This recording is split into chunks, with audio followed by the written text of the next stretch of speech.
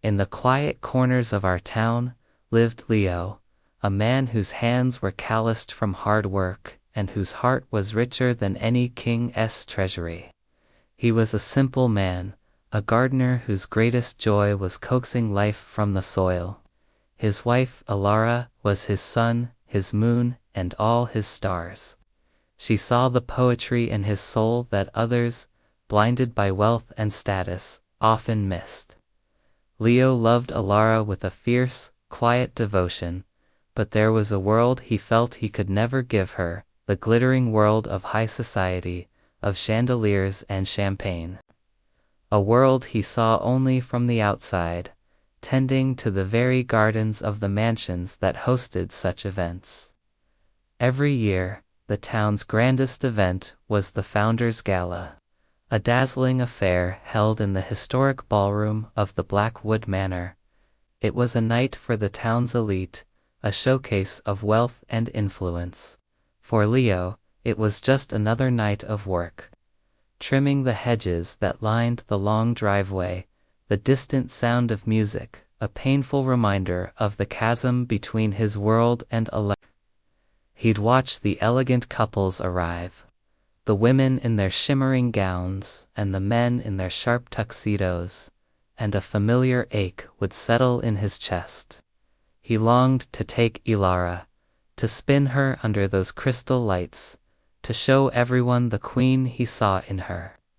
But a tuxedo, a ticket, the confidence to walk into such a place, they all felt like mountains he could never climb. One evening, as Leo returned home, his clothes smudged with dirt, he found Ilara holding a beautiful, deep blue fabric. It shimmered under the warm light of their small cottage like a piece of the night sky. "What's this?" he asked, his voice tired but gentle. Ilara's eyes sparkled with a secret excitement. "It's for the gala," she said softly. Leo's heart sank. He started to explain, for the 100th time, why they couldn't go. The cost, the clothes, the fact that they wouldn't fit in. But Ilara simply smiled and placed a finger on his lips. "Leo," she said, her voice full of a strange new confidence, "this year will be different, trust me."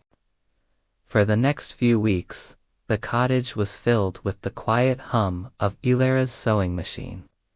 She worked tirelessly, her fingers dancing over the fabric. Leo watched her, a mix of worry and wonder in his heart. She refused to let him see the final creation, shooing him out of the room with a playful laugh whenever he got too curious. He tried to talk her out of it, to manage her expectations, but her determination was a gentle, unshakable force.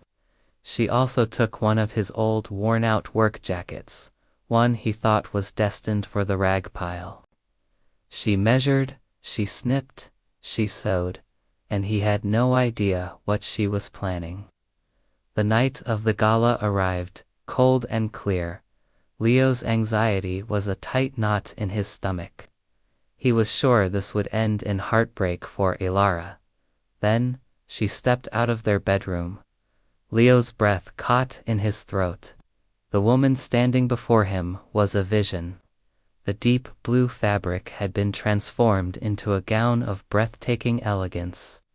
It was simple, yet exquisitely crafted, flowing around her like water.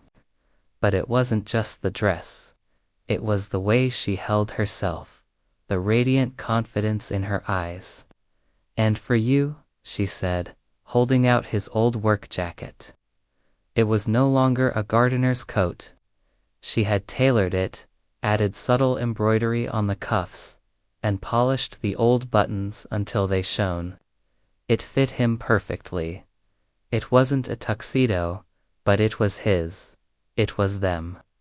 Standing at the entrance to Blackwood Manor, Leo's hands trembled. He felt like an imposter, a weed in a rose garden. Every instinct screamed at him to turn back, but then he felt Ilara's hand slip into his. Her grip was firm, her warmth a beacon of courage. Together, she whispered. He looked at her, at the unwavering belief in her eyes, and took a deep breath. For her, he would face 1,000 ballrooms.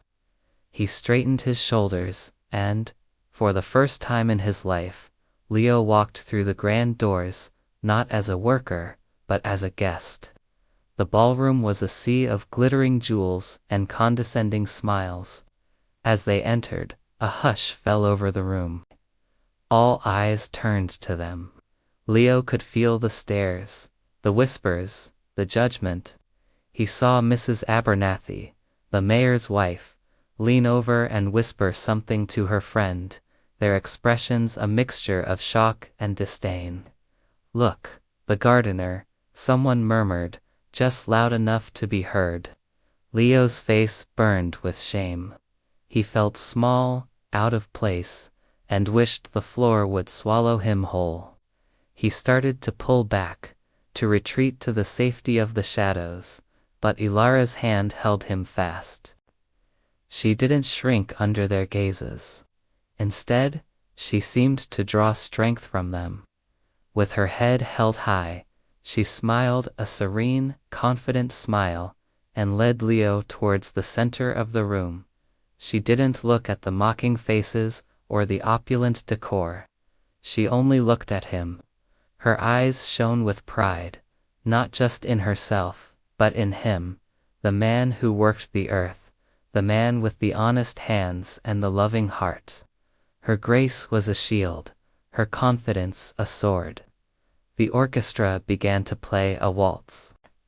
The dance floor filled with swirling couples, a kaleidoscope of silk and satin. Leo stood frozen at the edge. I can't," he stammered. "I don't know how." Ilara's smile was gentle. "Just follow me," she said. "Pretend we're in our garden, with the moon as our only light." She placed one of his hands on her waist, and took the other in hers. She began to sway, a simple, easy rhythm. Hesitantly, Leo followed. His steps were clumsy at first, his body stiff with self-consciousness, but Ilara guided him with a patience and grace that was mesmerizing. Slowly, the noise of the room faded away. The judgmental stares, the whispered insults, they all dissolved into the background. For Leo, there was only Ilara, the way her blue dress swirled around them like a midnight sky, the way her eyes held his, full of a love so pure it outshone every diamond in the room. He forgot he was a poor gardener in a patched-up jacket. He was simply a man dancing with the woman he loved, the most beautiful woman in the world. Their movements became more fluid, more synchronized. They weren't just dancing, they were telling a story.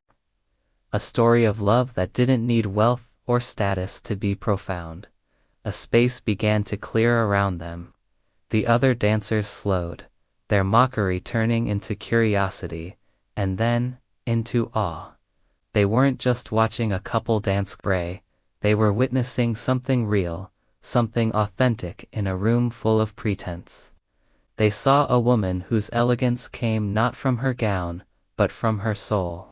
And they saw a man who, in the arms of the woman he loved, looked more regal than any man in a tailored tuxedo.